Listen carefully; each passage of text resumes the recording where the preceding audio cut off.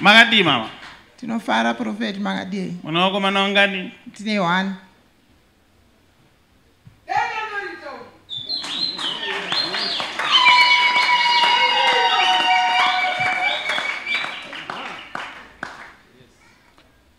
Ndoda kuti muende munomuramba nasi.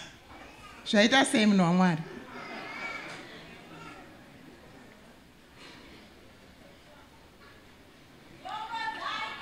Manga muchizviziva here kuti ane mutwini? Kwete munhu waMwari. Hana urongo hwekukurorai.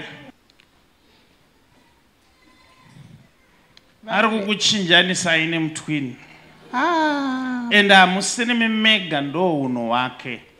Saka chandangokuudzai endai munoita find out zvandataura because ndiri kutooneswa paine mutwina akafanana naye. Vanhu ivava vari kukuchinjanisai. Haakurorei. Maita yenyu prophet. Chendai munozvitsvaga.